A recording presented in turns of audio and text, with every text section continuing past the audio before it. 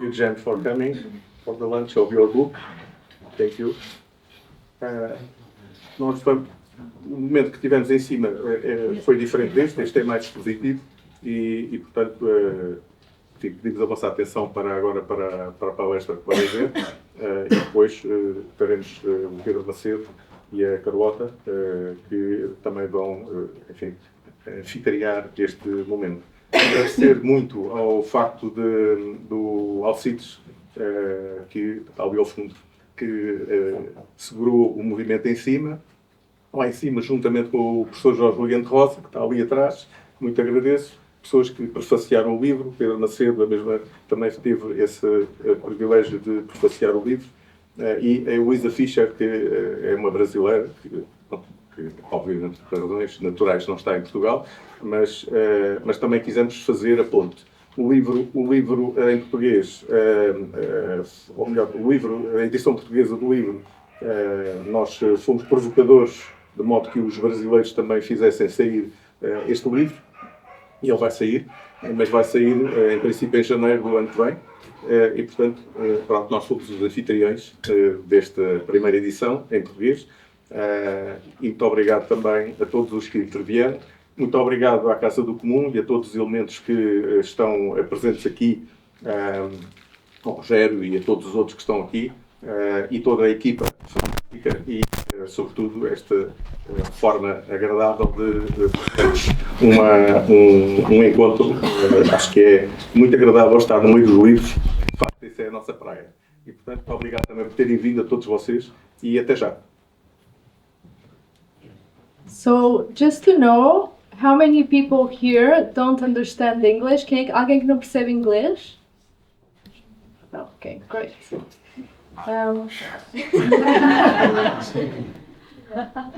So I'm a spontaneous moderator today. I'll do my best. I'm Carlota. I feel that also this tragedy that happened in Lisbon, also in the context of that tragedy, I feel like Breaking Together is a very powerful book. At least my experience of it is that it's a book that really has clear this message of memento mori, remember you'll die, and not in a way that is fatalistic, but actually is inviting one to just sit with the seriousness of that issue and then live your most beautiful life possible precisely because of it. So maybe as a segue into the introduction of this book and you, Jen, telling a bit what this book is about, you also spoke sometimes about this double meaning of breaking together. So maybe you could start there, sharing a bit of this meaning of the title and what the book is about.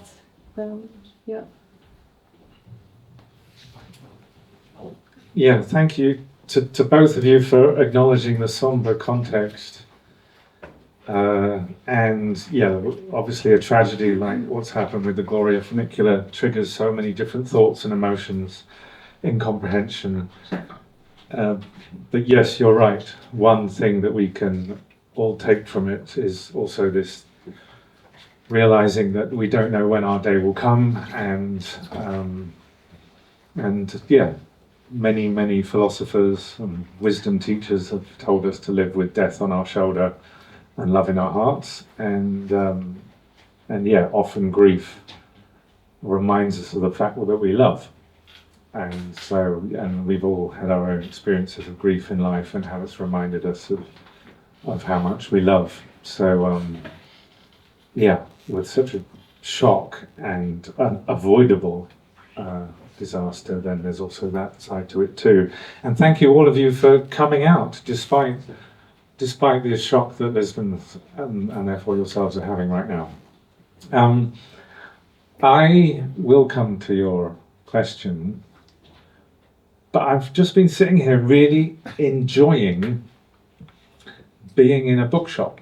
I love it, and I realise it's because I've been living out of a suitcase really, so I don't have my bookshelves anymore. And I would never, I don't think about buying books anymore.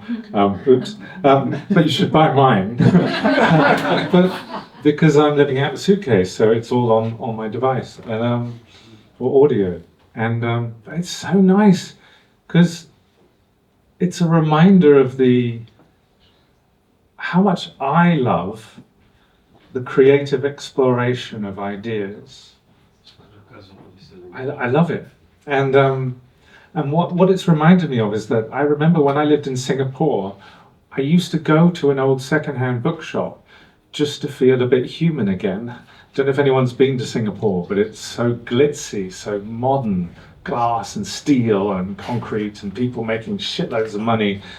And apart from me when I was there, but the bookshop, I'd go there and I'd be like, oh, yes, I felt rooted, connected, and reminded of the joy of being human. And I was actually having a date. I was meant to have a date in that bookshop, and she didn't show up. So, but I remember that's when, therefore, I was looking on, and I saw a book called "When You're Falling, Dive." And it was by Mark Matusek. Because my date didn't show up, I ended up buying the book, and it's a book about how much treasure there is in our deepest wounds. And so there were lots of interviews with people who had lost partners through the AIDS crisis, for example. And it was very, very powerful. It was a very spiritual book, and yet in such an accessible way, whereas basically, for me, it was a very new thing to reframe suffering, disease, death, tragedy, and even incomprehensible, like unfair loss. In a way, reframe that as a path of despair to some kind of existential, eternal joy. And with testimonies of people who had done that. And I think looking back, I think that would have been 2008, 2009, 2010, around then. I think looking back, that book and that sense that we can find some sort of also even magical power in our emotional suffering helped me as I started to look again at the data and the science on just how bad things are with the world's climate. And it doesn't make, just because I can find some personal transformation through going through my own grief and despair, doesn't make the tragedy of climate change go away. Of course it doesn't. It doesn't lessen it. Yeah. But it also, I think, shows that me and many other people, we can allow it to change us, allow the awareness of it to change us. And then we don't know what will happen as a result, as more and more of us give up our old stories, identities, habits of living, are shocked awake by the tragedy of climate change. Then we'll something different will happen. But you've asked me about the title of the book. So in English, it's Breaking Together. Now, there's the phrase, you shouldn't judge a book by its cover, but we all do.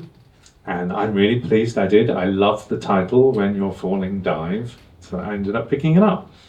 So I want to say a little bit about the cover first, before the title. What's this on the front? Anyone recognize it? Atlas. Atlas. Yes, Atlas. It's quite a cheeky use of Atlas, and I'll come back to that. But so this is the Farnese Atlas, which I think we can still find in Rome.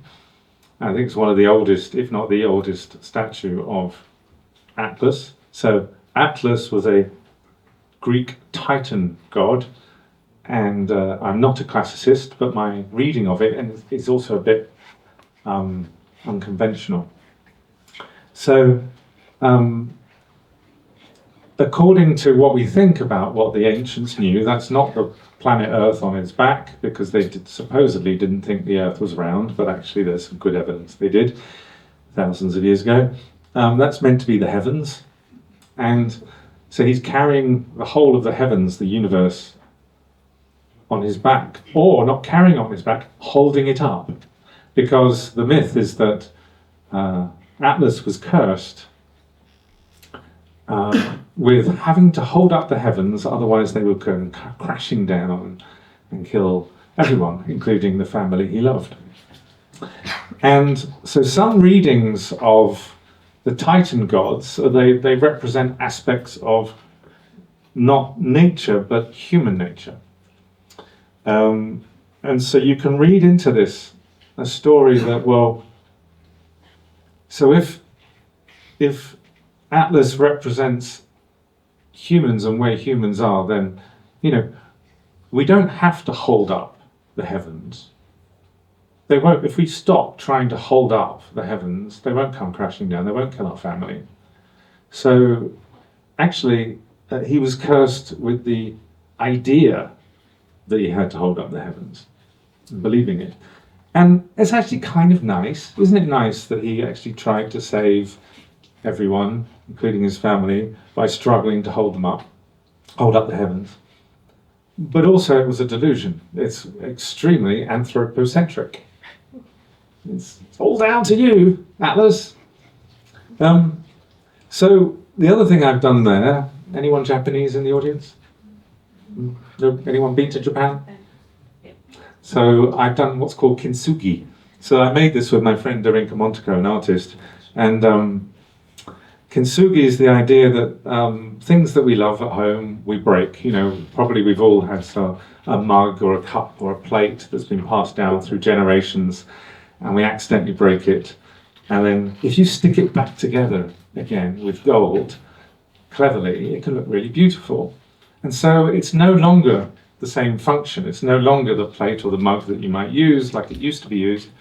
Instead, it's a symbol of how you somehow cherish your connection with the past and the memories of community and your family. Maybe it might remind you of your deceased mother or grandmother. So it becomes an object of love and veneration because of it breaking and then being stuck back together again. So the Kintsugi Atlas is talking about this idea of anthropocentrism, how we fucked up the planet because we thought we were the center of everything, and we thought we had to save everything, and actually if we just chilled out and been nice and fitted in with the rest of ecology, we wouldn't have destroyed it as we have. But it's actually kind of nice that we still care. It's kind of nice that we want to try and fix things. So let's try and put this back together again in a better way. So there you go. That's the cover. So if you're judging the book by the cover and you like that story, there's far more in it than that. So please buy it. So the breaking together. How do you say that? Can you say that title in Portuguese? Juntos na ruptura, slightly different. Yes. So breaking together is there's two big sections to it. First half, second half. The first half is about how all the foundational systems of modern industrial consumer society are breaking together. They're breaking at the same time. So our energy systems, food systems, political systems, money systems, economic systems, biodiversity, and also a stable climate. And so there are these sort of cascading failures. And so what's breaking is more than just because of, in some countries, some things have gone wrong, perhaps because of a bad political class or a leader or some unhelpful situations for that climate or a particular bad enemy or whatever. It's saying, no, this is a worldwide decline indicated by data on biodiversity, climate, economics, Human Development Index, life expectancy, etc. There's this ongoing decline, and it's caused by, I argue in the book, the foundations of modern industrial consumer life beginning to fracture. And so therefore I conclude that we don't fix this if we don't go back to how it's been in recent decades for the majority of the middle class, the consumer class. This will continue. And so what I say is then we could call it a breakdown, but a breakdown can also people think, well, we can then fix it up again. If a car breaks down, we fix it and it goes away again. I use the word collapse to say that we don't fix this. We don't know how fast, how bad, how widespread, and we don't know how long a collapsed situation will last, and we don't know what comes next. But that leaves open lots of questions for what we do, but also leaves open lots of questions about what we stop doing if we think that we can't continue this way of life. So that's the first half, and then the second half is the other meaning of the term breaking together, which is that rather than breaking apart ourselves in our communities or between nations and ethnicities and religions, rather than developing a bunker mentality like I want to protect me and my family, and a bunker mentality can be expressed in many ways. It can be anti-immigrant, it can be even I want to go away and live in an eco-community with me and my friends and nobody else. There are many ways of having a bunker mentality. It's saying rather than doing that, can we find ways of being open about our difficult emotions, our pain in the situation, our wishes in that context, and try and retain what's good about humans and human community. So that can we break together rather than apart in this context? And rather than that being a completely naive hope, in the book I talk about people who, because of either the disruption to their life that they've been through, or their awareness of, their acceptance of an unraveling of either ecology or climate or their society, they've changed their lives. They've quit their jobs, they've decided to become community leaders or activists or yoga teachers or anything. I mention a few different people doing different interesting things. And I also say that rather than just being kind of apolitical and atomistic in our personal choices, if we accept collapse is either underway or coming, we can also act collectively to try and resist what is likely or already beginning from incumbent power, from the money power, from elites who want to control the masses in this situation, and as they will get more and more panicked. In sociology we call it elite panic, where it's proven whenever there's a disaster, one of the first things that the people in charge think is not just how to help, it's also how do we protect ourselves from the blame and prevent this turning into some kind of revolutionary moment. And then you often see, therefore, that authorities make matters worse. And I give some examples from history in the book as well. So why I'm super happy about it being in Portuguese. So thank you for beginning to having made that happen. Let's hear it for Bambual, Portugal. We're hey. Why I'm happy it's in Portuguese is I don't know. When I was writing it, I wasn't really writing it for an English audience. It's a very anti-imperialist book. I don't see that a softening of the collapse or a planting of the seeds of the new is going to come from the West.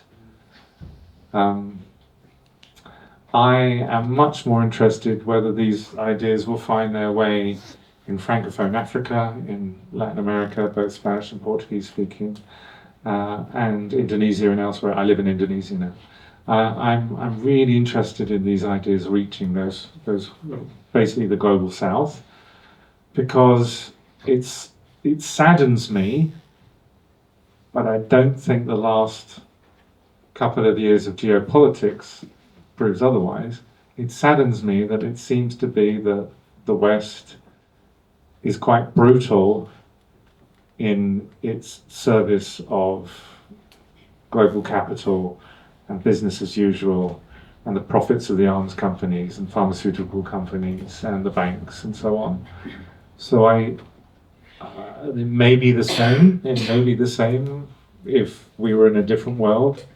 not a sort of a Pax Americana world, but it means that I don't really hold up that much hope for big changes coming from the West. It might do, but I definitely want to not put all my eggs in that basket, and therefore I'm really pleased. And therefore I'm here in Portugal because it's easier for me to get to, and it's lovely to come to Lisbon. But I'm really excited by the keenness of Bambual to get this book known about with a group of our friends in Brazil. Also, particularly because we need to the world needs to come together to do what it can to help Brazil save the Amazon. And that's not just for the Amazon, it's also for the global climate, which I might talk about a bit later.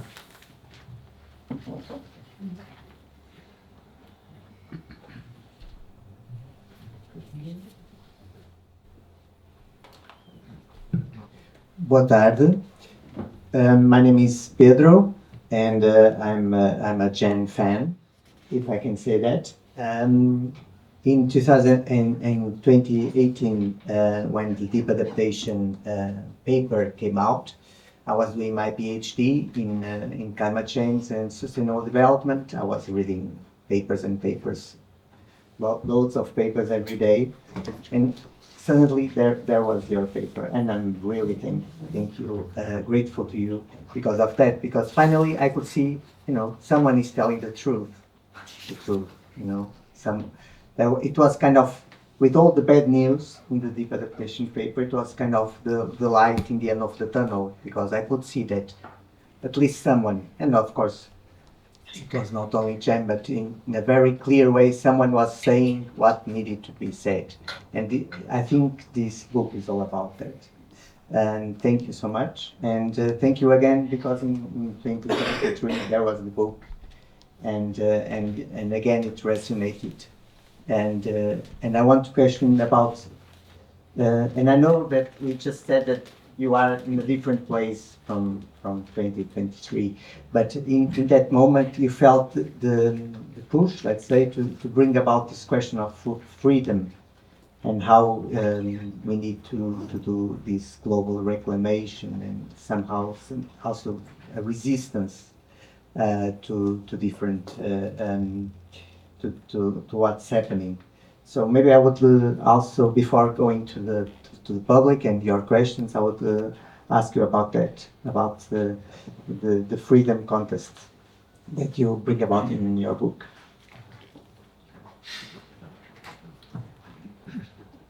Yeah, so since 2018, when my deep adaptation paper came out about climate change, where I concluded the situation was far worse than what the Intergovernmental Panel on Climate Change had been telling us, and all the journalists who cover the IPCC have been telling us, including myself as someone who worked full-time in sustainability. So when that paper came out and went viral and stimulated a lot of reaction, strong reaction, positive and negative, I met some people who took it on board, who said, yes, this is the case. We put it all together. This is what I felt. It's too late to stop a catastrophe. It's too late to stop the breakdown of modern societies because of ecological degradation and climate change. Of course, that doesn't mean it's not too late to have a positive impact. But what I found was that some people then responded with the idea that we humans are horrible. We did this. So there was quite a bit of misanthropy. There's kind of revulsion, and therefore a feeling like, well, I need to be better than that. And those two emotions coming together, because if you're going to talk about this is existential terror we're dealing with. That can therefore trigger things. So if you're going to talk about it, then what I heard some people saying is that we need an elite, maybe to work with big tech, to force the global carbon cuts we need. It's too late to try and persuade everyone nicely to change. We need to save what we can. This is the future, the very future of the human race we're talking about. We just need to be brave enough to do what needs to be done. This kind of proto-eco-fascist rhetoric was actually quite normal amongst many people who were in there, coming to an awareness that I had come to. And some of them continue to write that and publish about that as well. And I don't know how far that's gone in policy circles, because I'm not involved in that. I wanted to, well, I think that will lead to unhelpful outcomes, because it will support elitist ideas about what to do, which will understandably and justifiably generate a backlash. And we've seen that already with this sort of anti-globalist backlash around climate change. It will also mean that, who has the elite power? It's the rich people, and they're the ones who then hang out with the bankers and the big industries, and therefore they'll come up with ideas about what should be done that just protect capital. We're definitely seeing that. But also for me, it was ignoring how there were choices made, economic and political and cultural systems that developed, which pushed us all in a certain way to be acquisitive and competitive and numb to the impacts on other humans and on the rest of life. And we wouldn't be here unless we didn't belong here as a species. So the terrible impacts have come about in the last couple of 100 years because of the very particular and recent, incredibly recent in the history of our species, set of economic, political and cultural relationships. So I wanted to advance something as a counterpoint philosophically and politically to a future of eco-authoritarianism, and I wanted to talk about freeing us from the pressures that make us externalize costs onto each other and nature, to compete, to always want to expand and expand. I wanted to look at why that happens and how do we free ourselves from that. So that's why there's a couple of chapters on the monetary system in the book. Because we don't know how we would all be getting along as 8 billion people on planet Earth, and how harmonious we could be with each other and nature if we didn't have this expansionist monetary system and the economics that's built on top of that, and then the militaries and stuff built on top of that. We don't know, and so I like to think we could, in the collapse, because what recognizing collapse does is it invites us to drop our deference to society and institutions as we find them, because it's ended up destroying things. So it invites us not to have a sort of an immediate acceptance of the legitimacy of socio-political and economic arrangements. So maybe it's a very revolutionary moment. I think it is. I think more and more people who would wake up to collapse can therefore become politically active rather than less. And I think that might help explain why there's been such an aggressive response from the best paid, most senior scientists, some of them, towards me and people like me, because they see this very much as a threat to their authority and the systems that put them where they are. Different path, like presenting things as they are. Probably you've also been in these conversations with big actors like Greenpeace and others. So what do you tell them? And in this idea of presenting people collapse, or just still somehow, let's say, telling them it's still possible, how do you navigate these tensions? And what would you say, like to the, for example, Greenpeace people, etc., that still refuse to talk about collapse? Is something that they should do, not do? Like, how do you handle this?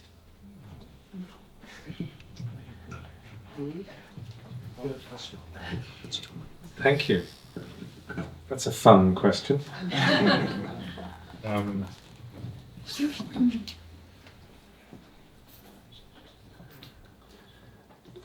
So the people who responded most to my work in the summer of 2018 included people who were just setting up the climate and the ecological protest group Extinction Rebellion.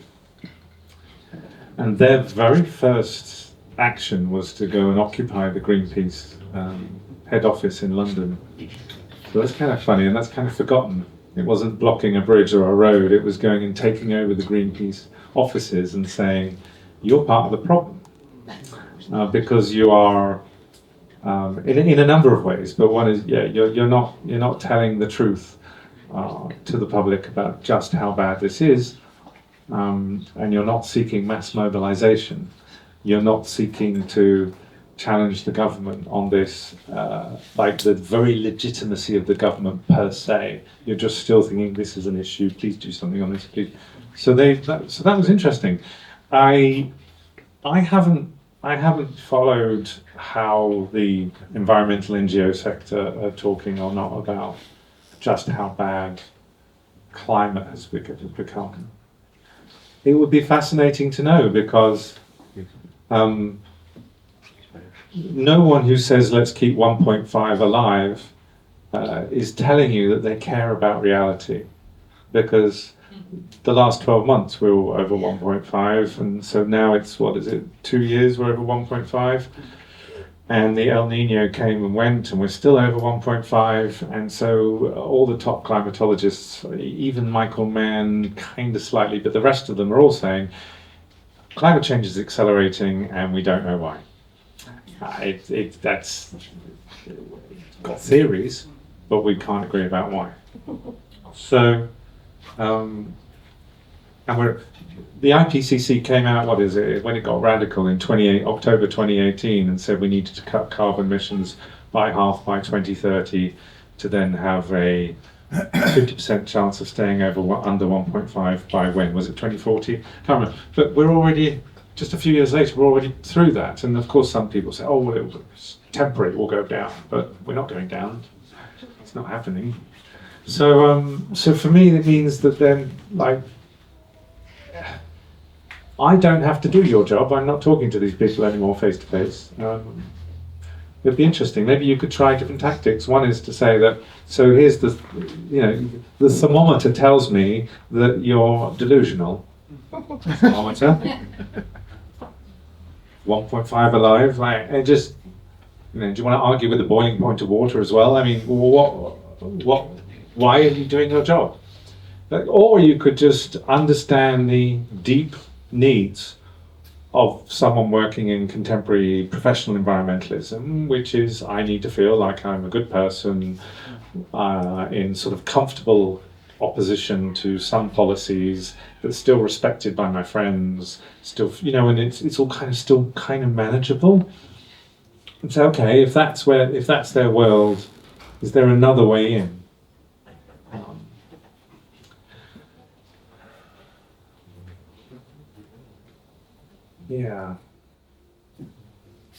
Yeah, maybe get them down the bar and ask them how are they really feeling.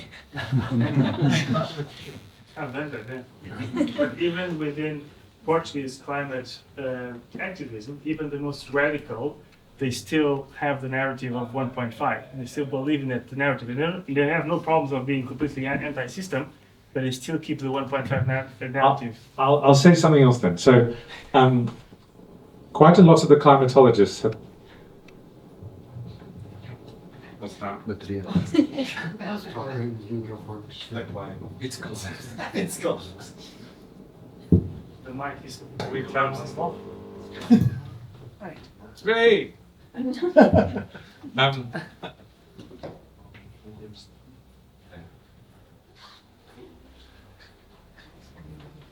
So there's bad news and good news. We can't explain the last 2 years of temperature rises through carbon dioxide alone. And so we know it's because of it's correlated with a drop in Earth's albedo, so the reflectivity of the Earth, and therefore the Earth's energy balance. And there are lots of theories on that, but two very clear ones where there's good science for a long period of time is that Deforestation reduces natural cloud seeding, which is not just a regional but a global phenomenon. So the Amazon rainforest, for example, seeds clouds over Tibet. So you find pollen in snow on mountains in Tibet that came from the Amazon. But also phytoplankton give off a sulfurous gas, which then ends up seeding clouds. And it's super important to have clouds over the ocean. It's debatable how important clouds are over land, because it depends on what is it going to be reflected off the ground or not. But if the sun's rays hit the ocean, not the frozen ocean, but the ocean, then they're absorbed mostly. So ocean cloud seeding is massively important. Remember, we should really be called planet ocean, not planet Earth. So 90% of all the energy from that's being captured because of anthropogenic influences that's gone into the oceans. So if we can't explain the current climate emergency from purely carbon dioxide, then why isn't forest conservation, afforestation, reforestation, agroforestry, and ocean health looking at, and that could mean not just reducing pollution and microplastics, but also even thinking about fertilizing the ocean artificially to help phytoplankton. Why isn't that top of the agenda? It's not because there's a dogma in climate. For me, climatology is now just tribal. It's like you're either part of the good guys who will only talk about carbon dioxide, maybe a bit of methane, or you're the climate scam brigade who say, nah, the science is not settled, it's all just people trying to make money. And that has crowded out curiosity. And that's exactly what we need right now in the last 2 years, because the models do not explain what's happened. And that is super scary, because greenhouse gases undoubtedly will amplify these temperatures that we've got and going to make it worse. Of course, the trajectory is still up, but there could even be hope in this weird last 2 years, which is that, the biohydrological cycles matter more than we realized. So let's do a hell of a lot right now on forest conservation and on ocean health. That would be a nice opportunity for your friends in Greenpeace and WWF and Friends of the Earth and Sierra Club and so on, because they should admit it, that as climate change has dominated contemporary environmentalism, attention to things like saving that bit of forest or that nice wetland or something is kind of fallen off the agenda a bit in terms of charitable giving, foundation giving, public awareness. So actually, what they were always doing really matters, and matters more than we realise, and we kind of lost with this sort of carbon tunnel vision. I published something on this today, and I know that I will be savaged by some climatologists who say, he's just trying to take us away from looking at fossil fuel cuts. And it's not. But, so that might be an interesting thing to talk to them about. Which also, by the way, one other thing. The Brazilian government has said that they need to dig up more of the Amazon rainforest in order to make batteries and wiring for an energy transition to save humanity. And actually, that's not true. Okay, so there's real consequences by allowing the carbon centrists to dominate the discourse on climate. Because actually, no, the Amazon doesn't just matter to the indigenous peoples there, it matters to humanity at large through a global natural cloud seeding process. Hello, I'm Pedro. I'm a psychotherapist, social anthropologist, and I'm with Climate Psychology Alliance. I just finished an online course with Venezuela on, grief rituals for the climate aware. And, his thesis is that we've over-privatized grief in Western societies, right? We go to our individual therapists, like myself. We do the whole thing very privately to avoid shame. And we lost the practice of organizing ourselves in groups and doing grief collectively. part of his argument is that what could help is that if we started taking the models of traditional societies and organizing ourselves in grief circles and grief groups in a more public way. I'm interested in your views on it. If within the limits of your privacy, I would also be very interested in knowing how do you yourself deal with climate grief and what helps you or doesn't. And I know I might be pushing it a bit, but the very last thing is that I'm writing a book about how psychotherapy. I'm going to talk without this if it's okay. I'm writing a book about how psychotherapy can help with collapse, not just in your private offices, but in our relations, outside of it as we go into collapse. And it's hard to get publishers interested in it, so I wonder if there's any words of wisdom that I can get from you.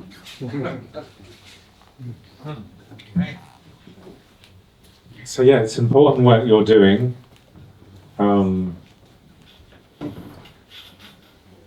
I didn't know much, if anything, about psychology or psychotherapy before I did my work on deep adaptation 8 years ago. And so yeah, I had to learn fast. And one of the first things I learned was that if we live in a culture or a community where it's expected to suppress your difficult emotions, then so not even express it individually, just suppress. Yeah. Then that can have all manner of damaging effects, manifesting in all kinds of ways, including in the most successful people in our society who have really bottled up their difficult emotions, and that's driven them in certain ways. So that applies here, and it applies to all ages. So particularly children, I think, are being gaslit by adults by saying, pull yourselves together, it's not so bad, you need to have hope. That really upsets me. Because I found children have been the most open to thinking about what might be happening compared to adults who are more psychologically invested in how things are. And they don't want to feel pain, they don't want to feel guilt in relation to the younger generations, yes. So I think the work you're doing would be good, perhaps also to explore issues of shame, because I think, the fear of shame blocks people from looking at this with curiosity as well.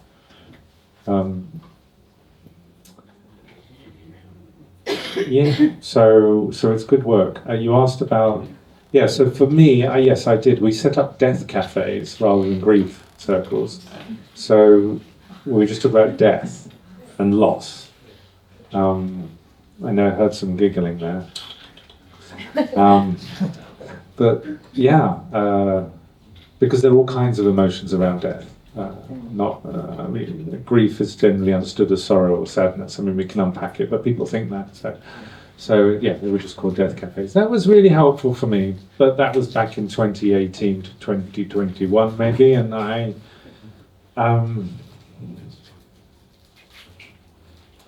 don't. Now I don't know if I have I was asked this earlier. It seems to be a theme tonight. I don't have any grief, like climate grief practices. I have ritual practices in community which connect me to the joy of the very fact of life, including death. So that's all my devotional music stuff I do, and I host kirtans, and we're very, very attuned to loss and suffering as part of surrendering to the nature of reality and finding some kind of deep peace from that. So I am a bit allergic to anyone who wants to bring in bliss-seeking spiritualities or salvation stories. My approach to spiritual community with song is more open to the fullness of reality, which includes loss and death. so I guess that's how it's in my, and I'm quite Buddhist in all of that as well. So that's how I integrate that with. That's what I do now. Yeah, maybe death or grief circles might be appropriate in Lisbon at this moment in particular. Yeah, I don't know any of you who are affected, but perhaps, perhaps even more affected than just knowing the place and perhaps knowing people or people who know people. So, yeah, would probably be good. We just ended the previous talk about you sharing that you became a militant mysticist, which I kind of relate to what you just shared. But do you want to add anything else? So yeah, I came up with the phrase last week, militant mystic, and then as you do know a bit, well, I asked ChatGPT, is there any history of militant mysticism? And it told me there's quite a bit. So I don't know much about it, but the mystics I know, one of them is a wonderful guy, Reverend Stephen Wright, and I'm going to see him soon. And he's going to be working with me next year in meta-crisis meetings that I've launched. And so we're going to be doing meta-crisis mentoring. Small groups, and it will be quite psycho-spiritually based. But him and the other mystics I've met, there's very much this gentleness, which is great, even in a very deep critique of institutional religion and the brutal destruction of the feminine aspect of the divine. And the dominance of liturgy, dogma, work hard to remember this rather than what practices might open your heart and take away your fear so you can be fully present and connected with everyone you meet and every creature you encounter. Like, they don't...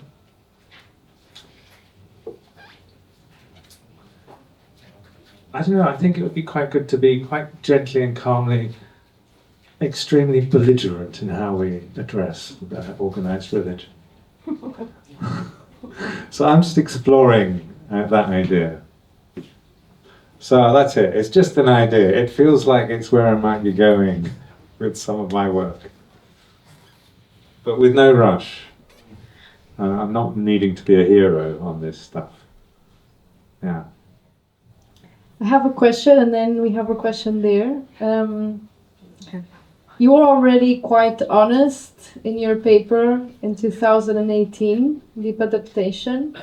And then you were also you could have chosen to write an academic book about the climate science and making your case for why collapse is inevitable, but you chose to be quite honest and personal in Juntos na Futuro, Breaking Together. So I want to ask you a bit about this decision, if this was always immediate to you, that you wanted to go from a personal, share from a personal angle, and then also how the writing and this process also transformed you and dared you to also go wild, So a really key reason why the book exists is because of Velux windows, the Danish Velux windows. So it was the Rasmussen family who made all the money out of Velux double glazing, and then they put it into a foundation which is called the VKRF Foundation. And Christian Rasmussen read my paper in 2018, so he's one of that family. He's on the board of that foundation, and it caused waves amongst the board, and they decided, I can't remember when, but they decided that they were going to put repurpose all their grant making towards collapse preparedness, softening the collapse. And they were going to also spend down their entire endowment within 10 years to do that, because they realized that there's no point having money in the bank if it's all going to collapse. They approached me whether I would want to be supported to do some work on this. and the kind of I was ready to just be leading a retreat center and playing music and running a small organic farm, badly. But they wanted to support me, and it was like, wow. And then it would mean that I could have a team of researchers. So I could actually hire people to work on lots of different areas, economy and money and biodiversity and agronomy and analyze the energy systems and stuff. So I gave in to temptation and the story of a contribution, and I accepted the grant, and then I had people working with me for 18 months and did the research. And one of the activities was Scholars' Warning, which was these public letters from scholars about collapse. But one of the silly things I put in the proposal was that I'll produce a book. I actually write about it in the book. That after I'd done all the research, it confirmed and made worse. I thought collapse was on the horizon. Then I did the research, thought, it's already underway. Why am I spending all my time in front of a laptop? Why don't I just go and hang out with my friends and enjoy life? Because that's an okay story. I understand the hedonistic reaction, the going wild. It doesn't have to be hedonistic, consumerist, or sex or anything. It can just be going wild. If going wild for you is to learn the harmonium, like it was for me, great. I couldn't bring myself to write a book, but I had to, and I felt a sense of responsibility. So then I collapsed at Stephen Wright's house, and then and it was then when I realised, I have to do the book, but I have to do the book in my way, which means I have to be very bold, provocative, not worry about upsetting people. I'm going to write this book, which it won't be liked by these people or those people, but it will be my book the way I want to do it, and it will be the last book I ever want to write, and then I'm done. I had that kind of spirit to it. So that's how it happened, and that's the way it is. That was the energy for it. So what happened in terms of publishing was it took me so long to do that I couldn't meet a deadline. I think it was for New Society Publishers, and so I talked to an NGO that publishes books, but just on the side. It doesn't exist to publish books, but it likes to publish books as part of what it does as an NGO. And so they agreed to take it just as I would give it to them, the Schumacher Institute, and also they agreed that they would just focus on UK, and so I could use online print on demand to get it for sale quite cheaply worldwide. They also said I would just keep the audiobook rights, so then I got my friend to do the audiobook, and then they also said, you can keep the translation rights, because for them publishing was just a bit of fun. So it meant that I then had a lot of control of the international and audiobook publishing process. And so that's really helped, and that's why it's been able to come out in Spanish, Hungarian, French, Portuguese, and hopefully Chinese next year. And still be with a publisher. So it's not self-published. Hi. I'm not a specialist, so I ask you, do you think reforestation, massive reforestation, could slow down the collapse? Maybe. And something else? No. Like maybe for me it's really positive. How could it be then? How could it be then? No. Like I am so excited about this maybe. So how could we do that? So forest conservation, firstly stopping what we're already doing. Reforestation where we've damaged things. Afforestation, trying to plant forests where there aren't any. Tree migration. So we've got to change the philosophy of conservation, because as the climate's changing, we can't just say, well, that's invasive species or whatever. We have to do the work with nature and the trees and help them move. So there are actually people doing that. It's great, and they're kind of presenting a challenge to traditional conservation mindsets. And also agroforestry. We need to look at ways that agricultural land can also be forested. Yeah, so there's a huge agenda there. It's loads of people know how to do it. Loads of people know why we still have illegal logging, or why, there's just, yeah. So there's probably a real big challenge in Portugal because of the forest fires. So I guess there will be lots of work to work out how to preserve those forests and help them adapt to drier conditions. I don't know how much of the forest fires are due to diseased trees being vulnerable to fire. It's not my field, but there's a lot of work to be done in that area, and it should be, along with ocean health, the very top of the climate agenda, and it's hardly anywhere near the top of the climate agenda. Might it stop collapse? Well, it's certainly going to soften things and slow things if it was done massively tomorrow. However, it most probably won't, because the situation we're in is not an accident. It's the result of an economic political system. So that economic political system has promoted really stupid ideas that make lots of money to the top of the climate agenda, like carbon capture machines. So that doesn't change. So I say maybe it's worth trying, but it's not an accident we're in the mess and the tragic mess that we're in. So the system continues, and therefore the tragic mess continues. So the crucial thing is to find motivation for the maybes, for creative, bold action on the maybes. Might work, might not, they might. And not be put off because it probably won't work.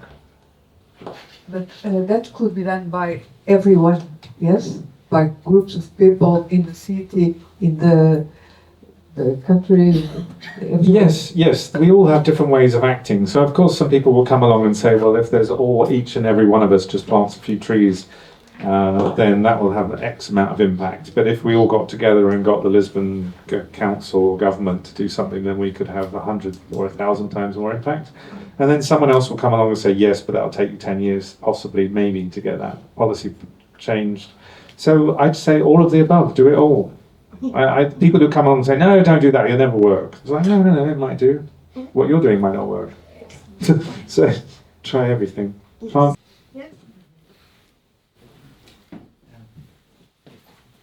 And it might not work. Well, Jem. Welcome to Portugal. So I've just recently moved to Lisbon. I've been following and working with you indirectly from Cumbria, with Matthew Slater from Cumbria, Iflas, Mook, all the way through to today. I'm glad I came to Lisbon. Finally, I got to meet you in the flesh. So one of the many blessings of being in Portugal, including being with these wonderful people. I just wanted to mention, so my journey here has been just very recent. It's been 2 years, but I've seen a massive change in Portugal just over these 2 years, especially since Corona, right? I went to Leiria, where they faced a massive forest fire back in 2017. I came to understand that the type of trees that were set up there were for economic purposes, for paper production, and to answer your question. And so now they're reforesting it. I don't know how much of that is left after the recent fires. But my question to you is, speaking on behalf of many of the people, I live in a Portuguese neighborhood, 70% of the 30-year-olds and over are leaving Portugal in, looking for better opportunities. So that's 70% of all the people who are young and they're ready to contribute. There's a massive Asian population. Plus, there is Portugal being marketed to the world as the biggest real estate hotel. Come and stay here. Everyone's welcome. And so we're seeing this year and last year the massive amount of fires, etc. That is not. I'm not running a death cafe here, by the way, but I'm just trying to say facts as I've seen them in these past 2 years. And I came from the hottest country in the world, which is Kuwait, by the way, so I know what it's like in terms of climate change. So my question to you would be, what would your advice be to activists who are in Portugal? I know that they ran activism in terms of the youngsters a few years back and in Lisbon City. Not many have followed after that. It was right after many of the events that you talked about, and they've been shut down. So there's no more real activism. People are fighting for their daily livelihood because things are going up in price, etc. Like I said, youngsters are leaving Portugal. What would you give in terms of hope for, in terms of activism to drive movement from here and then to spread to the rest of Europe? Because as you know, the right wing, Portugal and Spain remain the last of the bastions of the left, where there is still thought processes and people are able to, really fight. It's changing fast, of course.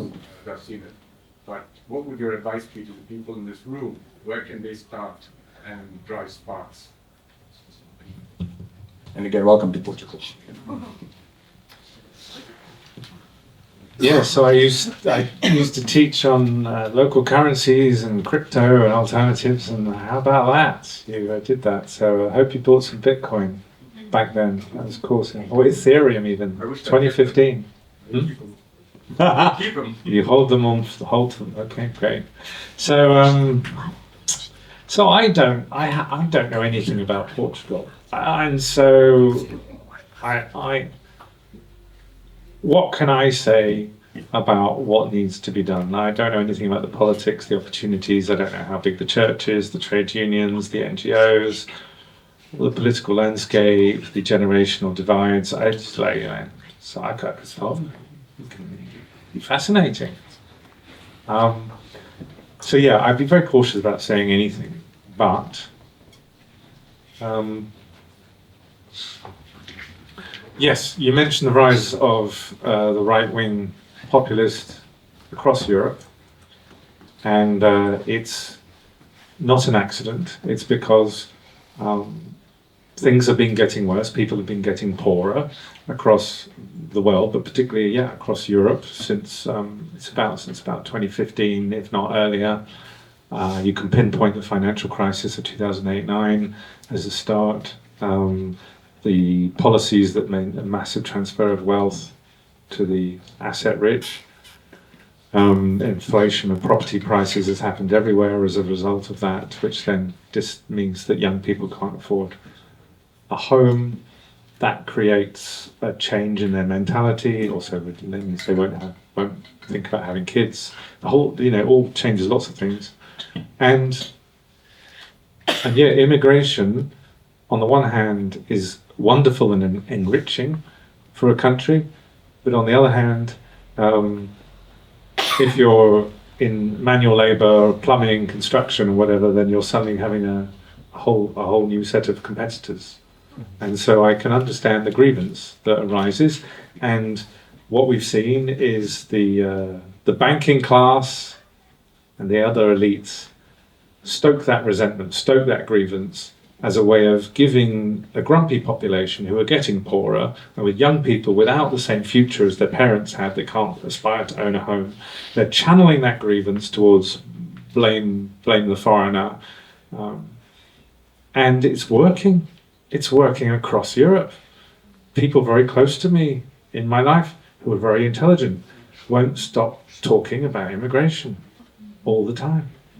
And so I think there needs to be, some creative thinking around that issue and how you can meet people in their grievance and frustration and not patronize them and help move people towards real solutions.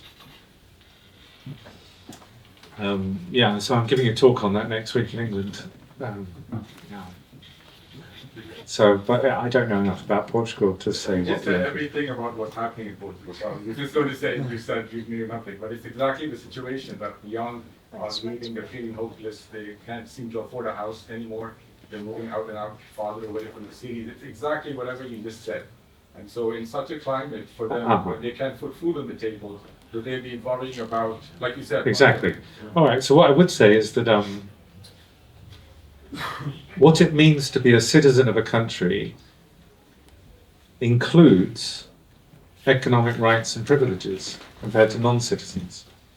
And so it's not racist at all to say that there should be some privileges of ownership of property and farmland and such like for citizens compared to non-citizens. I live in Indonesia. As a foreigner, even if I'm going to become a permanent resident soon, I'm not allowed to buy land. In 65% of countries in the world, as a foreigner, you're not allowed to buy land. You can lease it, so I've leased my farm for 15 years.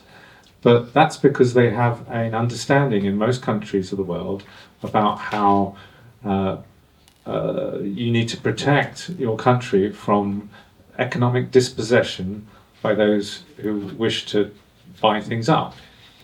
And we have global capital, and we have mobile transnational capitalist class, and digital nomads and all such. And so they go around and they then buy up land. So that increases the cost of housing and rents and so on, and is making life more unaffordable. In most countries of the world, as foreigners can't buy land. In here, yes, foreigners can buy land. So there are some things that could be looked at, which isn't at all anti-immigrant, but it's about recognizing you need to somehow manage what's happening with the property boom. And it wouldn't be unusual. That's over 75% of the world's population are not competing with international capital for the price of a house. It's my speech next week. How to pull the rug out of the far right is to say, because none of them, they're all bankers, they don't say anything about foreigners owning land, because they're quite happy for foreign corporations to come and buy up half of London. So I have, I hope no one feels offended by what I'm going to say. I have two more men on the queue for questions. I would love to pass the microphone to a woman next time. Hi, Jem. I'm not a woman, unfortunately. Is it on? No, it's on. My question is related to a question that was made before, and also to your question, about should we use violence? Should we do sabotage? And your answer was quite interesting, I found, that we should find allies inside the factories that could do sabotage from within. But I think nowadays it's very difficult to create those relations, those alliances, also because of the conditions of working, and that's a migration and the individualization of work. And my question is related to that, how to build those alliances between different classes, and also about how to talk with the people that are from the extreme right, that you called eco-authoritarian people. Here in the Iberia, we tend to call eco-fascists. Should we talk with them? Should we try to create a narrative across board? Like there was a narrative back in the day that was called socialism, that here in Portugal we ended up like distorting a lot. And yeah, my question is related to that. Should we create a different narrative? What is that narrative? What is the post-collapse? What should it be?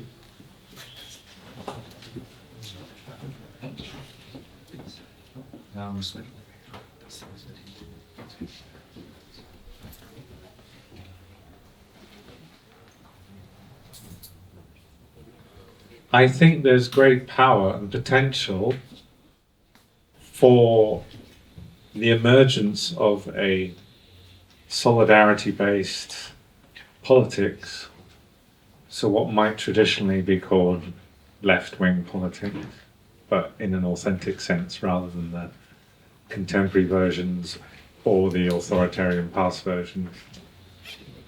So there's potential for the emergence of a new, revived solidarity-based politics because of just how bad economy, politics, society and the environment have become. So as opinion polls show this, and the rise of nostalgia politics in so many countries where people want to put the clock back, shows this. People no longer believe that if they work hard and pay their taxes and make sure their kids don't annoy the neighbours, that tomorrow life will be better than today. The opinion polls show they don't believe that anymore. That is potentially a massive opportunity for radical politics. And that's perhaps why the world's media are working so hard to get us confused, arguing over stupid things, getting into conspiracy theories and blaming foreigners. Because otherwise this moment of awakening could be very radicalizing. So I think it can be a hopeful time for radical politics. But yes, you're right. How do you build the relationships, particularly if we have everyone thinking that, oh, I'll just post it on Facebook and therefore somehow I've done something for Gaza because I just said how upset I am on Facebook. So we kind of need to find other ways we need to return to other ways of organizing. Even if those other ways of organizing don't give us a dopamine hit or a sense of righteous moral indignation as posting to Facebook does. So I'm guilty of that, like not really doing enough as I could to help build political consciousness and relationships face to face. I don't really do it. I think I've become victim to this social media age and assuming that does something. A lot of interesting political action we don't get to know about. So maybe someone in Raytheon or Elbit Systems is sabotaging some drones on the production line quietly, maybe. So often a lot of stuff is not visible. But these things will happen if awareness grows that that's a good thing to do, for example. Was it Schindler's List in the factories where the Jewish people were being forced labourers to make whatever it was for the Nazi war effort, and Schindler was very keen that they didn't make things properly so they wouldn't work. So industrial sabotage from within has a proud history. I haven't answered your question. I don't know enough about Portuguese politics, and I'm also not down with the young people. You know, I'm 52 now, so I haven't got my finger on the pulse. What should we do? What should young people do? I think follow your bliss and really feel what's the calling that is unfolding inside of you, because we're all in different fields here, and that's what I really appreciate about your book, that you're really inviting people to go within and find their ways of contributing. And then I do agree we have to organize, and what I appreciated also about Jem's clarity is, you know, maybe it's time that we don't put our faith in the systems anymore and we start organizing in communities and then really improving the local resilience. So really depending on each other and having solidarity among each other. At least that's what I find meaningful. Yeah. Yes. I've often said that when things collapse, we'll be collapsing into community, like out of the local community. So we can now work harder at what we will find there when it's what we're relying on. You know, as supermarkets become too expensive and the government doesn't provide the services and so on. If that's the future, then we can work harder at what we'll find in that future, which is community provision.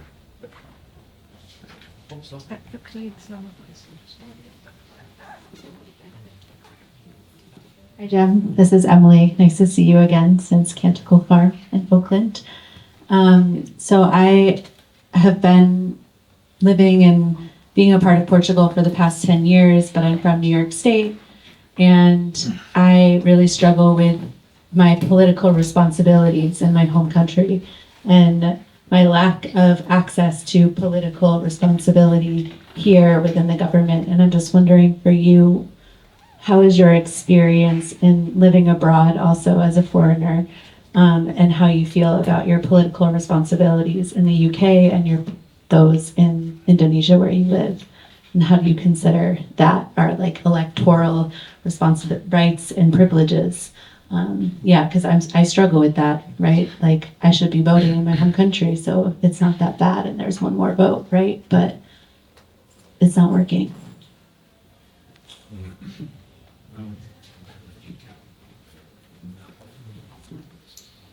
So in Indonesia, I don't get politically involved even in expressing opinions online, because of the politics there and my visa status. So my sort of positive community action in Indonesia is more in the realm of advocacy around organic farming, which can also be a bit upsetting because I am pointing out the fact that Bali is one of the most polluted islands in Southeast Asia. But I try and keep it still move into positive territory of how we fix this and celebrate fellow Indonesians doing good things. So yeah, and I'm comfortable with that because that feels right for that context. Because Indonesia has also quite a violent history, so it's got some dark sides as well. I still remain politically involved in the UK a bit, and I'm about to re-enter it next week with the speech I'm doing and how I worked with Jeremy Corbyn in 2017 in his leadership office and wrote speeches and did things, and I will be sending some ideas in to the people who are in British politics on the left of centre in the next few weeks. So I think I bring something because I don't live there and I watch it. So the same for you. You're watching America from here. Maybe that will give you some insights and you can share that with people. Voting is a very small way of doing anything politically. So perhaps you can have more impact in other ways with your views and analyses and connections. More influence in America, I mean. We have a question here. I will pass it here and Okay. Didn't you want to give the voice to... Okay, I just want to. I was surprised about the opium of tree planting that was patent actually in. This microphone is very bad. I was surprised regarding the opium of tree planting that was like patent in some of the interventions, and I think there's so many planetary boundaries actually crossed, like 7 probably of 9 nowadays, if you have to take into account ocean acidification as well. Yeah, and our whole society is built on the use of fossil fuels that on one side we cannot burn anymore because of the CO2 emissions. On the other side, there are no cheap fossil fuels anymore, like we used to have in the past. Yeah, so actually we had, I think, and that was actually what I learned from you, I thought I learned from you, that we have to sit with a collapse that is happening. It's a collapse of our industrial civilization and all the amenities that this industrial civilization gives us, in particular the privileged part of this industrial civilization, the global north and the minority world. We have to relinquish this, yeah? And that is, I come back to a point that I made before, but I'm afraid that there was a bit the idea that if we plant enough trees, we could save the world. And we could just have to accept that the world cannot be saved, and much less with our personal intervention, which doesn't mean that we shouldn't plant trees in our neighborhoods to fight urban heat islands, yeah? So it can be has a very local part, but it won't save the world.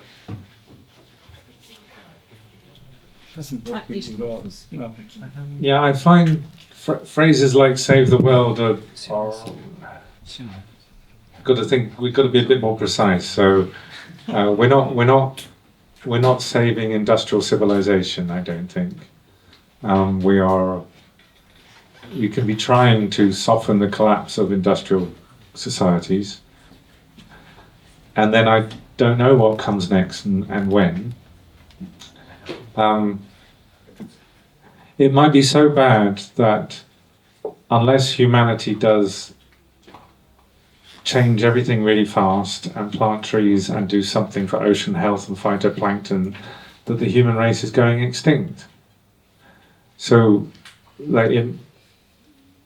but I don't know. You know, there are people who boldly claim, yes, we're definitely going extinct as a species because of all the things. But I don't know. And so a global effort to stop deforestation, to protect the Amazon, for example, might help in some way avert human extinction, save billions of lives. I don't know how much it'll help, but it's worth doing because it has because large tracts of forest cool the climate. Yeah, I agree. So that's it. So there are still things worth doing, even if they might not add up to. They might not add up to. Well, they won't add to saving the world. But, so yes, but that's why I was saying they might work, maybe. And so the idea is we find motivation without being attached to stories of salvation, well, either for this society or our children or the human race. Então, this time I will speak in English, Jem. So, in addition to plant trees and to organic farming and the industrial sabotage you already mentioned, I'd like to say if, because we are equally threatened, wouldn't be important to create spaces for reflection and dialogue with political power based on reality of collapse, special in local level. And in addition, I would like that you to ask you the power of art and culture. You referred a lot that you play music, and this is very important for you. Nowadays we have art and culture in elites, and is big power of nutrition to feed ourselves, our inner selves, is, how you say this,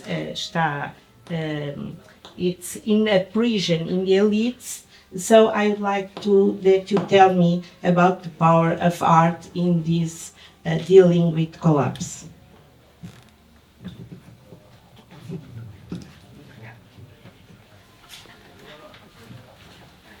I enjoyed your summary of some of the things I said, and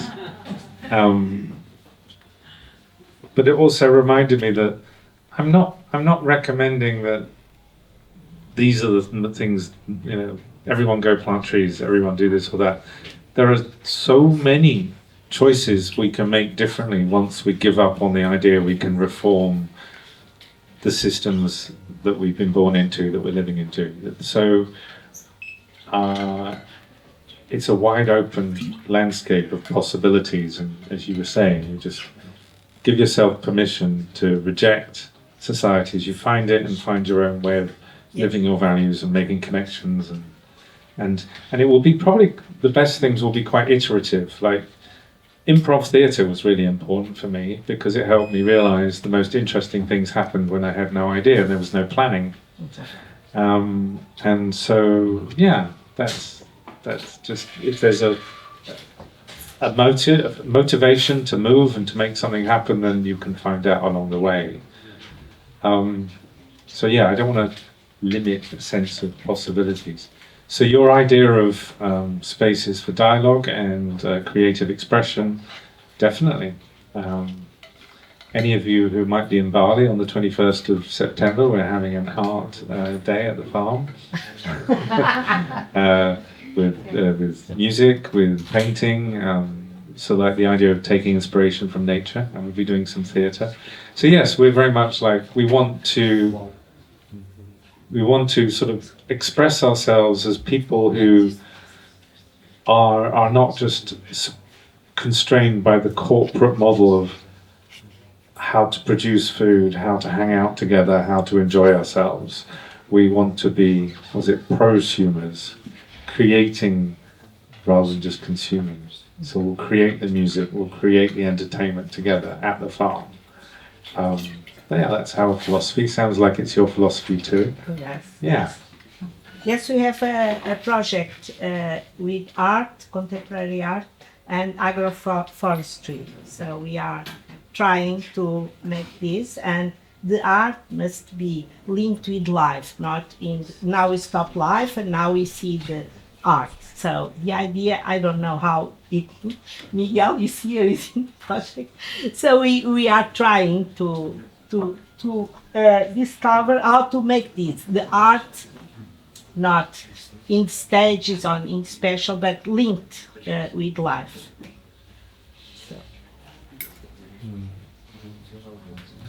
I think one of the worst things that's happened in modernity in my life was the idea that you had to be good at the thing we label art, whether that's music, playing an instrument, or singing, painting, or acting. You have to be good. That's terrible. You just, no. You just be bad and have fun. Yeah. So I'm aware of time, and I want to also to allow the opportunity for the autographs and maybe a few necessarily short talks with personal talks with Jem. But I would say ask if someone really needs to say something. Also you, Jem, if you want to add something. Otherwise, I will pass it to Jorge Leandro for no need. Okay. So is someone really in need of saying anything else, or should we pass to the autographs moment? Thank you so much. Thank you.